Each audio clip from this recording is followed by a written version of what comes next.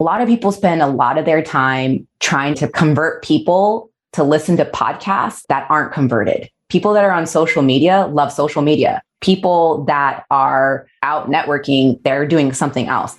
You want to convert the converted, people that are already listening to podcasts. Most hosts never achieve the results they hoped for. They're falling short on listenership and monetization, meaning their message isn't being heard and their show ends up costing them money. This podcast was created to help you grow your listenership and make money while you're at it. Get ready to take notes. Here's your host, Adam Adams. What's up, podcaster? It is Adam A. Adams, and you're listening to the podcast on podcasting. And today I am interviewing another podcaster like you. And by the way, if you want to be on the show, if you want to get the additional exposure for your show and be a guest on the podcast on podcasting, you can reach out to me at team@growyourshow.com. Our guest today is Rochelle Groh, but she spells grow differently than I spell grow. I spell it Grow. So when you go to growyourshow.com, you're going to spell Grow. But when you go and connect with Rochelle Groh, that's going to be Groh, slightly different and a little bit cooler. And I'm thinking about changing mine, but the URL is kind of expensive. Rochelle, how are you? I'm doing awesome. Thank you. Good. Hey, I want to talk about a couple of things. So for our listener, what I want them to get out of today's episode is a little bit about your podcasting journey, the pros, the cons, what you did right, what you didn't do right. So feel free to be vulnerable. By the way, if you're listening and you want Rochelle's full bio, it's already in the show notes. You can just scroll down. She's actually the founder of Cut Class, and we're going to talk a little bit about what that means. We're going to talk about her podcast called Allergic to Small Talk, which I think we've done a lot of small talk already on this episode, so she's probably over it. She actually currently lives in the UK, which is awesome. She doesn't have that accent yet, but her spouse does. And we are going to be talking about managing your workflow as a podcaster and how you manage your time. Some things that you can do to make that a little bit easier. But first, Rochelle, I want to talk about Cut Class and Allergic to Small Talk so that the listener gets a little bit of background on what you're doing. So what is Cut Class? What does it mean? Why did you start it? Sure. So Cut Class is comprised of a team of small business coaches. Myself and my business partner, Leslie, we met at Pepperdine University getting our executive MBAs in 2013. And we've just remained really great friends ever since. And when the pandemic hit, we decided we wanted to start our own business together. So we decided to create Cut Class. And we wanted to dive into the online learning industry. And when we did that, we stumbled upon a woman named Amy Porterfield. And she was talking about how to create an online course and how to take your expertise and turn that into coaching others. And one of the ways she said that you can promote yourself is either to have a vlog, a blog, or a podcast. And so when I was evaluating one of those three options, podcast is the one that stood out to me the most for a couple of reasons. One, I didn't have to do my hair and makeup like I have to do on this show. So thank you. You're welcome. And two, it's easier for me to prepare a script when I'm creating a podcast.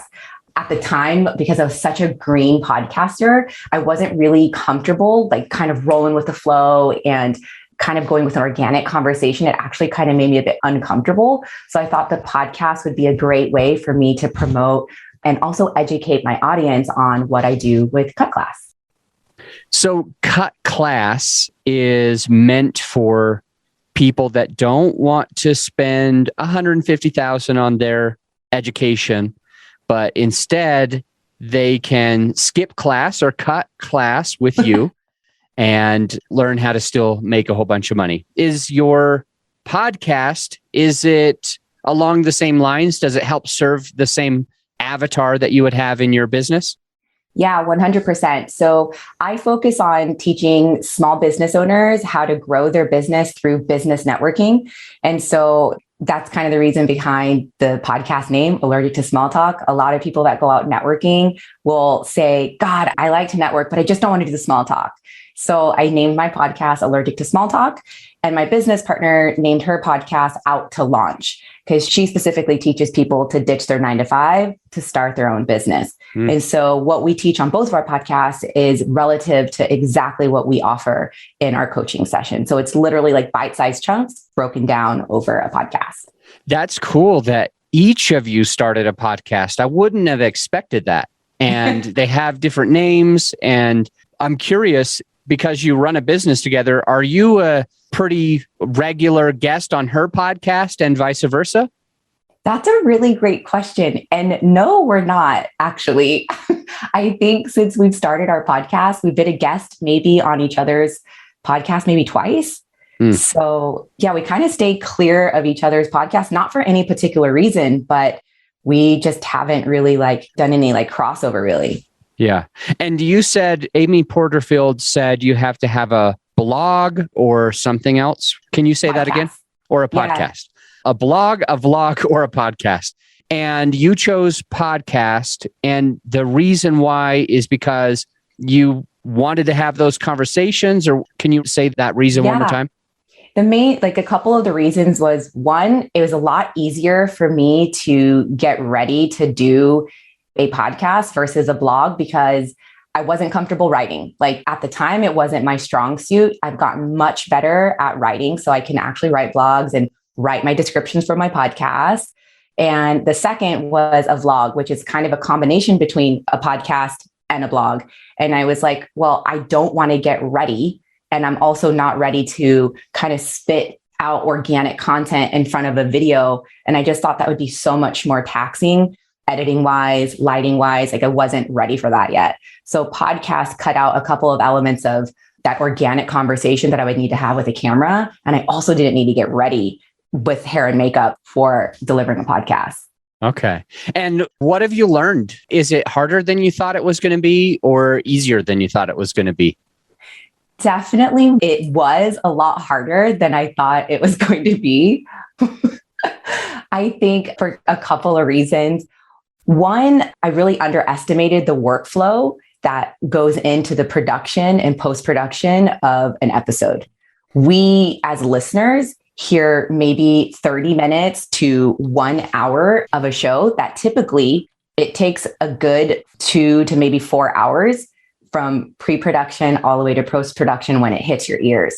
So I think as a listener, you really underestimate how much time that person and the team puts into actually creating that show for you. It's strange because I also underestimated the workflow, and I know a lot of people that do.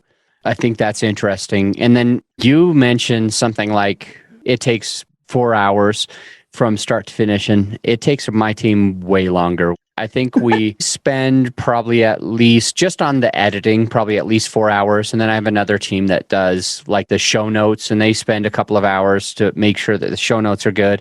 The video production, because we do video. So this doesn't count on yours if you're not doing it. But the video production usually takes us a day of editing to make sure that's ready to go. And then we do marketing and email it to our guests and do social media.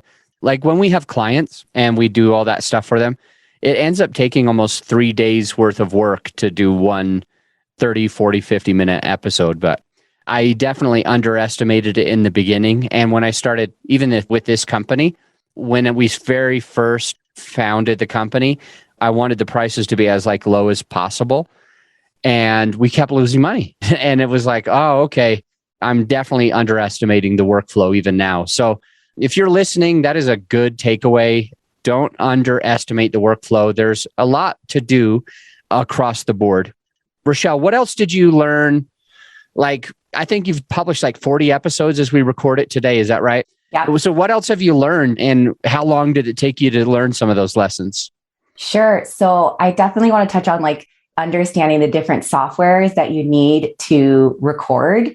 So you like to use Zoom, right? So you could use Zoom. I like to use Zencaster to split like my guest audio and my audio so it's separate so I can edit the files on two different files, right? And then where do you store those files? Well, they automatically will get uploaded to Dropbox. How do you get that to your editor? How's that workflow get to that editor? When that editor is done, how do you know that it's done? So I think understanding like how not only your workflow, but the softwares that need to be utilized in order to like actually move it through the workflow. How are you managing your workflow? I use Monday.com. Great. Well, how do you get your content from your guests? I use a form where my guest has to fill out all of the information and it automatically gets uploaded. So I think that was a big one for me, was understanding the different softwares that you need to actually produce your show. And then also time management. That was a big one for me. I was always trying to run around my guest schedules and time zones. I'm in the UK. I'm 8 hours ahead of the West Coast, 5 hours ahead of the East Coast. And I was trying to like fit into everybody else's time. And now I only record one day a month. And I batch record all of my guests so I can get podcasts like maybe 8 to 10 guests in a day. And I'm set for the next couple of months. And then I'll do solo shows as well. And I batch record all my solo shows one day a month. So I'm really only podcasting 2 full days out of the month and I get a ton of content. So I think those are 2 major takeaways. Yeah, there's a lot here. Part of the workflow is the software that you need to produce and to record the episodes. I love that you mentioned that you're batching episodes. I think that's so smart.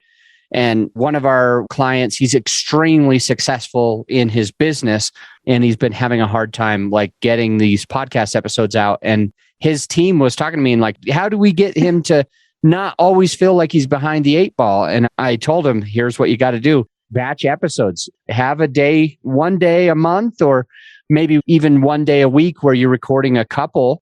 So you're always ahead of the game. You're never too stressed out.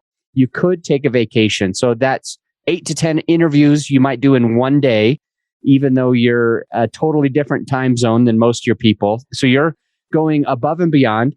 Sounds like you're a wife, a mother, a business owner, and a podcaster. And that is a good takeaway for anyone listening, because we're like, man, I'm too busy.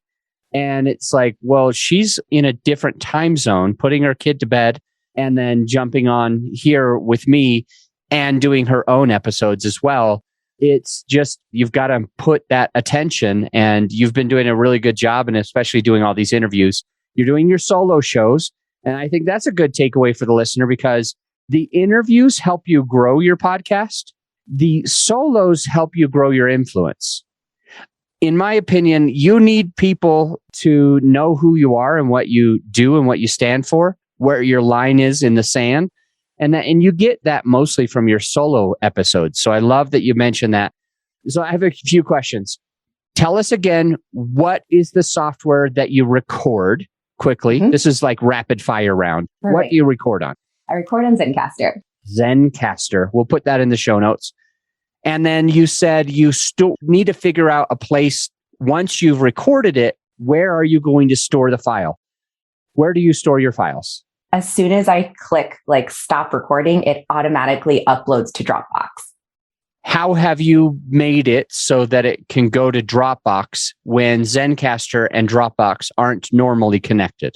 So I've synced them. They actually do integrate. So It works out really well. If they didn't integrate, I would use Zapier or Integromat to make those two softwares speak. Yeah. So it goes into your Dropbox, and then what happens? The editor automatically downloads it? So my VA, that's like one part where it's like the automation isn't there. So I do have to have my VA, after I'm done recording for the day, she will get those links and put it in my Monday workflow. And as soon as she drops that link into that particular task for that episode, it'll automatically alert my editor, and he'll go in and he'll start editing each episode. Awesome.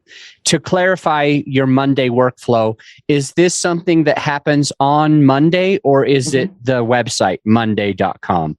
Monday.com. Okay. And do you also happen to do it on Monday? You're like, I may as well do it on Monday. It's called Monday. That's my day. That's so funny. If it was called Tuesday, I would do it on Tuesday, but it's not called Tuesday. Okay, cool. So we'll make sure that Monday is a link in the show notes as well as a resource for the listener. And so it goes to the editor, not automatically, but at the end of your recording sessions, You might do 8 to 10. Then your virtual assistant is going to upload the links for you so that the editor can do all of that stuff. Right. And now, how do you know when it's done? Because you mentioned that before, like you want to know, how do you figure this out? So how did you do it? Yeah. So I know it's done because as soon as he's done editing, he'll drop the link in Monday. And I have like 100 automations set up in Monday.com, not the day. And as soon as he drops the link in there, he doesn't have to do anything. He just has to drop the link in a little box, and that automatically sends me an email to say, hey, this is ready for review, or it's ready to listen to. And then I know it's ready. And then it moves into the next stage of the workflow, which is creating the description, the blog, and so forth. Is there ever a time that it's podcast day or tomorrow is podcast day and you're thinking to yourself, man, I want to travel tomorrow. Man, I'm not sure if I didn't sleep that well. I'm not sure if I can do these. Do you ever like cancel the interviews last minute because it's stressful, or how do you avoid doing that? So I definitely do not cancel on my guests. I respect their time. I respect their expertise, and I respect what they're going to bring to my audience. So I will never cancel on my guests. Like 100%, that's not cool. Unless it's like an emergency with my kid or my husband, or my family. But no, I don't cancel on my guests. I do have had, as a podcaster, you do get your guests canceling on you. And I don't take it personally. I just know that life happens sometimes. But for me, I definitely don't cancel on my guests, even if I'm like not feeling it and it's not like a great day. I think that's when you just develop discipline, is you do things that you don't want to do to get to where you want to go in your business. And so regardless of how I'm feeling, my big why is much bigger than how I'm feeling at that moment. So I love that. That's how you develop discipline. Thank you for going into that. How about when you're doing solo episodes? Do you postpone those sometimes? Sometimes I do. Sometimes I do postpone them. And it might be because sometimes I'm not in a creative flow, but it won't be more than like a week. But I don't make myself feel bad about it. Sometimes you just aren't in a mood to create. And I think we could sometimes be some of our like worst critics, and we can really beat the hell out of ourselves for not doing things the right way. But what's great about having your own podcast is that it's yours. As long as you're like 95% consistent and your audience knows that you're going to show up for them, I think that's what matters most. It's better to develop valuable content than just content for the sake of being consistent every single week, or however often people are choosing to put out their podcasts. How do you get into the flow? On days that you're trying to develop discipline, or you have the discipline, and sometimes you would not record that day just because you weren't into it. But I bet you that there's other days that you're close, you're almost ready. So what do you do to get into the flow or the mood to create? Okay, that's cool. So we're kind of like nerds over here at Cut Class, and we really like to understand like flow theory. And that really is like understanding like when you as a person create like your platinum work. What time of the day do you know that you can like crank out amazing work? And I mean, it's where like, time melts away. You can crank out 4 hours of work in 1 hour of work. So I know when that flow for me hits, and it's usually right in the morning. That's when my brain's on fire. That's when I'm excited. That's when I have so much like brain juice to create. So for me, really, it's about like hitting that right time of the day. Like I wouldn't want to create probably after this podcast because it'll be 9 p.m. My brain is just not going to produce that platinum work. So I would say for me, it's not necessarily like working out or like listening to music. It's timing and understanding like, Rochelle, when do you produce that platinum work, and hitting that time every day when I need to produce like my best project, my best podcast. That's really interesting. Something that you said stuck out to me. A couple things. What time of the day is it that you can crank out, quote, platinum work? Love that. The next one was that you can get basically 4 hours of work done within 1 hour. And, when it's late at night and you're scrolling through like, I don't even know what these things are called these days. I'm too old for this, but it's like reels or shorts or whatever they call those. And I was doing that. And one of them was really beneficial. It was this professor that said something to the effect of, you want to work for 30 minutes straight and then take like a 15-minute break. instead of working all of that time. And he said like in 8 hours, you'll accomplish a significant amount more, because after trying to stay focused and pushing yourself past some point, our brains have a hard time staying focused on it. And so they were saying to take breaks. Is that part of how you get 4 hours worth of work in 1 hour, or is there a different thing that you're doing? Yeah. So I think he might have been referencing the Pomodoro technique, which is working in like 25-minute sprints. And then after that 25-minute sprint, you take a 5-minute break, and then you do another Pomodoro. And after 4 Pomodoros, you take like a longer, like a 30-minute break, and then you can go back into working. So it is definitely part of how I choose to work, breaking up like kind of like speed working and taking those short bursts. But yeah, definitely am using like the Pomodoro technique is super smart, but also just kind of knowing when I work best. So some people are night owls. My husband, he can work through the night and he like produce like awesome work. And I'm like, I can't do that. Like it would never work for me. I've got so many potential questions. How about we start here while I queue up a different one? If there was a question, somebody asked me this on their podcast the other day. If there was a question that we missed, they said at the end of the podcast, that you wish that I would have asked you, what would it be? And it made me think. And I'm like, I don't know, maybe this. So I'm just going to ask you that question. If there's a question that you wish that I asked on this episode today, what would that be? How did you learn to create your podcast? How did you even understand and like learn to even get it off the ground? I knew you would be better at asking questions than me. Why don't we go with that one? How did you get it off the ground? How did you learn how to do this? Yeah. So we're not anti-school at Cut Class. We're a little anti-school at Cut Class. I mean, that's the name of our company. And so we really love online learning. Like if we can learn something like in an hour, we really love that. So, we learned how to create an online course by taking an online course to teach us how to do that. So I took an online course to learn how to create a podcast. And so that was super beneficial. And I think some people can get stuck on, well, I don't know how to do that. And it can be for anything. It doesn't necessarily have to be for a podcast, but in our time right now, anything that you want to learn in this world is at your fingertips, whether it's with your laptop or it's on your phone. And so I just learned how to launch a podcast, and I took it through Jenna Kutcher's podcast lab. And it was like, I don't know, like 4 or 5 modules. And after like, I don't know, like 3 hours, I was like, cool, I know how to start a podcast. Let's rock. So it's not as easy as that, because you do have to learn it and then implement it, right? But yeah, just simply going through an online course and implementing what she said, and boom, there you have podcasts. So. Boom. I like that you say boom. That's my thing. I think I started it, but I'm not sure.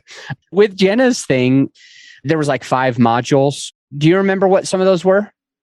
Yeah, I think there was like, okay, your niche, like find a niche, figure out kind of what your podcast is going to be about, because you don't want to be talking about like cheese and business and coffee and like fitness. Like it just won't make sense. Like your podcast, Adam, is all about podcasting, right? Mine's about like educating people on small business stuff. So figuring out your niche was kind of like number one. How to write podcast scripts, how to design your like artwork, what the dimensions were, how to upload pick a streaming service, how to edit, which softwares to utilize to edit your podcast, and then also how to market your podcast as well. So there's a few different things in there that you learn. And it was like all the basic stuff that you need to just like, and equipment, what type of equipment that you need to use, because you don't really need super fancy stuff. Like you do want to have good audio, obviously, but you don't have to have like thousands and thousands of dollars worth of equipment to get a podcast off the ground.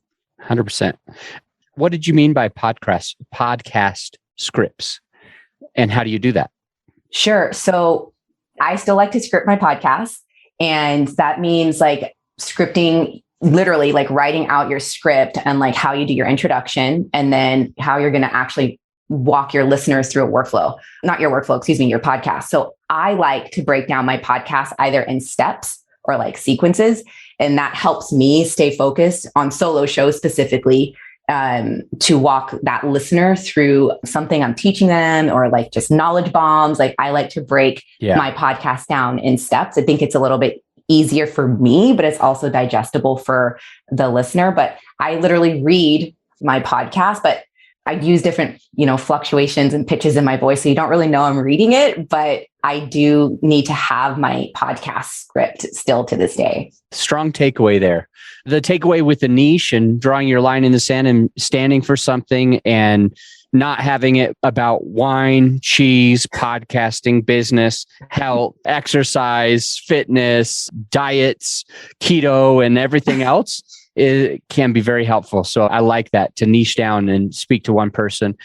What are you doing today to market your podcast because of either what you learned on that course or that you're doing on your own? What are you doing for marketing? When I first began, I was trying to really leverage social media. And then I went to like some masterclass by some guy, I can't remember, but he said something really cool that I really loved. And he was like, a lot of people spend a lot of their time trying to like convert people to listen to podcasts that aren't converted. So people that are on social media love social media. They might not be listening to podcasts already. People that are out networking, you're trying to get them to like listen to your network, listen to your podcast, but they're networking, they're doing something else.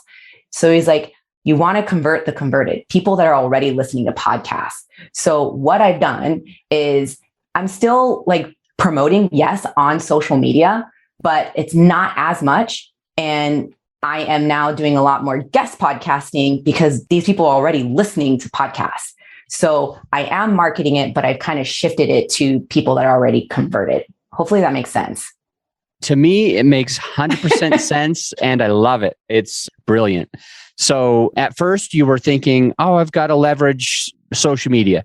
You're still doing some of that, but you learned how to play to the player, how to convert the converted. So you're doing more guesting because those people that you are on their show, every single listener is a podcast listener.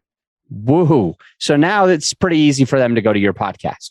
So there's going to be some people listening to this episode and they're going to be like, whoa, I love Rochelle, mostly because she spells her last name differently than Grow Your Show, but it's still Grow and I need to check her out. And so now you're going to get, 5 more listeners today.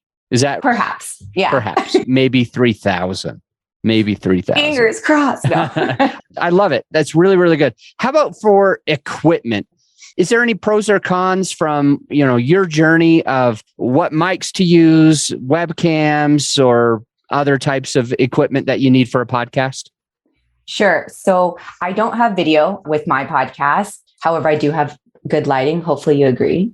But I have a Yeti, which you said isn't the best, but I can blame that on Jenna Kutcher. It's okay. Sorry. It's totally okay.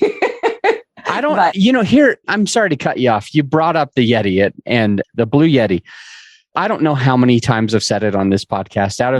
This is probably pretty close to episode 200. I haven't looked it up. It's probably going to come out around 200 or 210 or something like that. I'm guessing. How many times I've talked about the Blue Yeti? 210. And it's just funny because the only thing I believe the Blue Yeti is great at, the only thing that I think that they're wonderful at is marketing. That's the one thing is you type in good podcast mics, it comes up. You go to a direct Amazon link and the difference is a condenser mic like the Yeti will pick up a lot of other sounds. It'll hear your chair creaking, your breathing. It will hear dogs barking, children crying, mailman driving by, sirens, whatever. And the dynamic mics only pick up, because they're less sensitive, they only pick up what's right next to the mic. So they end up getting a better overall sound. But yeah, anyway, I had to say that. I'm sorry. I took so much of your time. So what about other things besides microphones or how to use them or anything else equipment-wise? So, yes, the Yeti has really great SEO is what we're saying. But I do have to agree, though, honestly, like just listening to you, even there's been like a few podcasters that I've been on their show and I could just tell like the difference, like just saying hello. And, and that's just like from being a new podcaster. And so I would say I thought the Yeti was great, but I do now know, being a little bit more seasoned, that there are way better mics out there. So I would say I did try the Kayatica eyeball. Have you heard about that? It looks like a giant ball that goes over the Yeti. Is it a K or a C? K, Kaotica. And they also have very good marketing, but it is not a great product. Super shitty. So I've seen this. Yeah, it doesn't work well, guys. So I thought, I think that would be really great. I need to tell my editors and my show notes writers, don't link to these crappy mics. All right. No Blue Yetis. If you're listening and you're like, I want all the recommendations, Adam, go to growyourshow.com/PDF. You can download a free PDF that only has vetted equipment that me and my team have checked out, vetted, and know that it's going to sound good, look good for what you're doing. And the Kayatica won't be on there, and neither will the Yeti. For my sound, like, I don't normally record in this room, so forgive me, Adam, but I record in my closet. And Yeti would probably sound good in your closet. Like, she's given me the A-OK signs. Yeah, it probably sounds great in your closet. So yeah, it does. So, and if you're like a brand new podcaster, you can record in your closet. And I actually took blankets and towels, and I just took some pins and I just pinned them in, lined all the walls and the ceiling and the door. And it's a small space. And I just padded out my whole little room, and it works fine. And it works all right with my Yeti. My Yeti, I know, doesn't sound good in this room because it's like wood floors and white walls, but it works well. So I wouldn't say I have fancy equipment, obviously, but it's more of my environment that I made sure is on point. That is really, really good. How about internet? What do you use for internet? Are you hardwired or Wi-Fi? Did you have to upgrade your internet to be able to stream from England to wherever your guests are? No, my Wi-Fi is great. We live in a new build. So our house is only 4 years old. So we have fiber right into our house. So I'm on Wi-Fi, and my Wi-Fi is on point. So it's solid. I don't need to hardwire it or anything. Cool. And if I'm came to this podcast episode today, hoping for learning to manage a workflow for a podcast, I think I got everything there.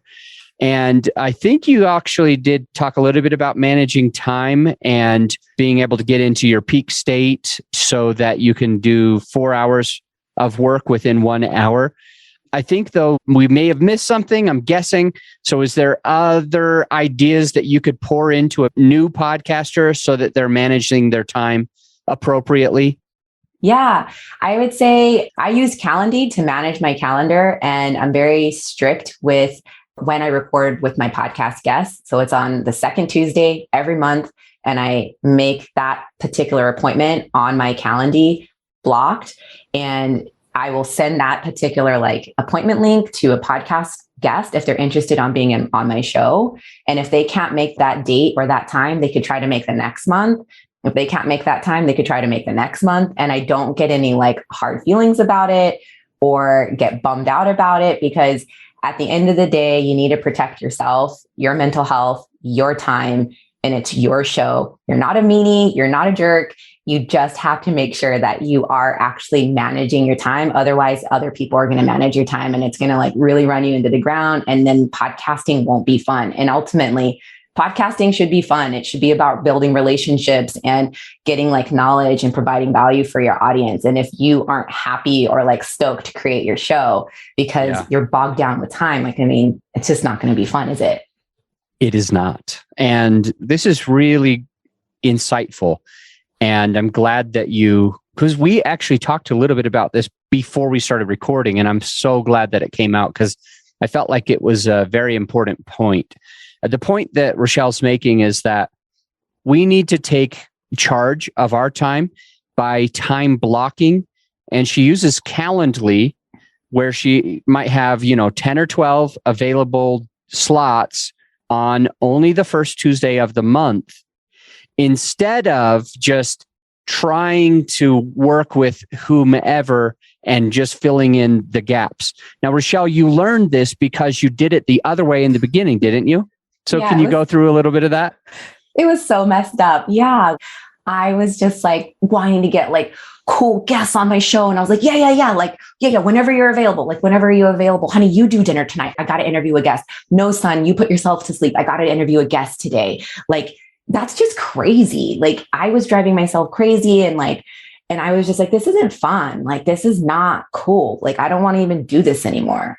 And then I don't know where I even like learned to like batch. Oh, it's because I started batching my social media stuff, like batching like what I was writing. And I'm like, because I hadn't heard about like batching like podcasts before, right? And I'm like, why am I not taking the same concept with batching my newsletters and my social content to batching my podcast? Like, duh. So once I like made that switch, I was like, oh, podcasting is so much more fun again. You know why you'd never heard of batching? Why? It's because you only went through 3 out of the 5 modules of that course. You said after 3, all right, I'm done. I know how to do a podcast.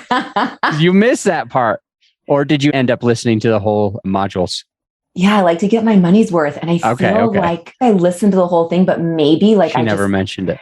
I don't want to say that, but like maybe I just like glazed over it or don't remember. And maybe I was just so interested in getting it going. Like maybe I just didn't clock it. I don't know. But Rochelle, do you say, because you said you were excited to get it going. So I have just a quick question. If we're a new podcaster or an about to be a podcaster and we are going between these two things, ready, aim, fire, or ready, fire, aim. What would be some of the pros or cons of starting it without getting it all right, just to have it done, or, you know, how long to spend? What do you think? Ready, aim, fire, aim, or a mixture of both? I think what's kind of cool about like not knowing a lot about podcasting is you don't know what you're going to get yourself into. So I think from that aspect, it's kind of cool just to like ready, what do you say? Ready, fire, aim. Yeah. Right? Okay. Yeah. So I kind of feel like it could be a good approach because what is it like, what you don't know, like you don't know. And sometimes like when you do actually know like how monumental a podcast is, it can like scare you. And I'm actually I'm actually grateful that like I didn't really know like how much went into it, because then I don't think I would have been like down to do it. But since I'm a bit stubborn, I'm like, well, I'm already committed and I've already started this thing. So I'm going to actually learn to be excellent and be really great at it. So how can I actually refine my process? So I think there's like benefits to both. And if you actually do it the other way, where you ready, aim, fire, I think that does give you a lot more structure and it does keep you a lot more focused to launch a good product. But I think there's benefits to both, really. I agree. I always say to ready, aim, fire with a podcast, but there are definitely some reasons why you might not know everything, but you still should, get it started. You have an audio editor for your podcast. You've got a virtual assistant. Couple questions on this, and then I'll let you go. Should everybody get a virtual assistant? Should everybody have an editor? Did you ever edit your own and then you came into more money and you were like, oh, all right, get this off my plate? How did that go for you? The VA and the editor. Yeah. So I would say if you can afford to get a VA for like an hour a week, because VAs are not expensive. They're not like some like crazy luxury. You can hire them for like 1 or 2 hours a week. But I would say understand like what your workflow is and how much time each process takes. Record videos either on SendSpark or Loom to train your VA on exactly what you need them to do. And anytime you do bring on a VA, you'll always have that content to send them a video on whatever process you need. So I would say I figured out the things that I physically didn't need to do myself and that I can train somebody to do very quickly and take off my plate. So that's things like scheduling, making sure my guests are going to show up the following week, sending them an email, or taking my podcast from Dropbox and putting that link on Monday. Like, I don't need to do that. Like, that's silly. And yeah, I actually still do things on my podcast. Yeah, I actually love to let my podcast guests, like episodes, I let them like simmer for a week. And then I actually go back and I will edit the content. And because there's certain things that like, in certain ways that I want my guests to show up for that episode. So there's things that I like to edit out on the content that my VA doesn't do and that my sound guy doesn't do. My sound guy will edit only the audio. If there's any like weird, like popping noises or whatever, he does that. But I like to edit the content. So yeah, like I think you just kind of let go of things that you don't physically need to do yourself to kind of bring your podcast to life. Love it. You mentioned sendspark.com and loom.com. We'll make sure those go into the show notes. The thing that you do with these is help to onboard your virtual assistant so that they can have a screen recording and your voice walking them through how to do things. And you'll never have to say it again. You will record it. And anytime you get a virtual assistant or a new virtual assistant, they can just watch the Loom videos and you don't have to record it another time and have that same conversation. So it seems like that can really help your time. Monday.com seems like that can help your time. It's kind of like a CRM, but it's more of a workflow product to make sure that you don't lose track of anything. We'll make sure that that's in the show notes as well so that the listener can check it out. Let's see. Allergic to small talk for business owners. And I'm wondering, you're about 40 episodes in. When do you think you're going to stop the podcast? Do you have is there like a minimum amount of episodes you're going for, a minimum amount of years you're going for? Or, do you think you might just quit tomorrow? I'm not a quitter. Like that just is not in my blood. But I heard some crazy statistic and I'm not going to quote it correctly, but it was something like there are millions and millions of podcast shows that exist in the world. And of those millions and millions of podcasts, there are only 300,000 around the world or something crazy that are active. And of those 300,000, only 100,000 have reached put out podcasts weekly. And of those 100,000 podcasts, only whatever amount have got to 100 episodes. So I was thinking, okay, I want to at least get to 100 episodes before I say, screw this, because that means that somewhere along the way, those other podcasters have lost steam and they may not be dedicated, or maybe their business didn't work out, whatever it is. There's something about that 100 episode mark that obviously people just aren't reaching that milestone. So for me, it's definitely getting to that 100 episode point before I'm screw this, ain't working, ain't for me. But I'm hoping that I figure out, exactly what I want to do with my podcast. And really it's just to bring valuable content to small business owners, but really just to make sure that it's something that makes me happy. Love it. And you want to give good content to small business owners because your company serves small business owners. You are a business coach. Yep. You help those people. And it's like the top of the funnel. It's the way for them to work with you. Listen to your stuff, share it with their friends as well. Rochelle, thank you for jumping on. For the listener, Cut Glass website will be in the show notes. Also, a link to Allergic to Small Talk is in the show notes too for you. So you can go ahead and scroll down, check her out. And if you leave her an honest rating and a review, let her know you heard about her here. Thank you, and we'll talk to you soon. Thank you. I really don't say this nearly enough. I don't mention this, and I feel horrible because it's a great resource for you to be able to take your podcast to the next level. And it's simply a free resource that I don't need your email or anything. It's just a podcasting course that I created that is ended up putting in the very first 6 episodes of this podcast.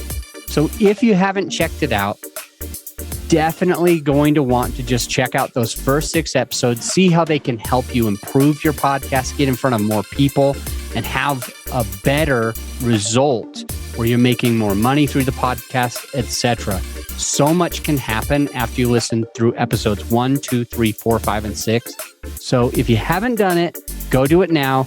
And by the way, if you're subscribed, you'll keep hearing more great content. So to those of you who are, I'll see you on the next episode.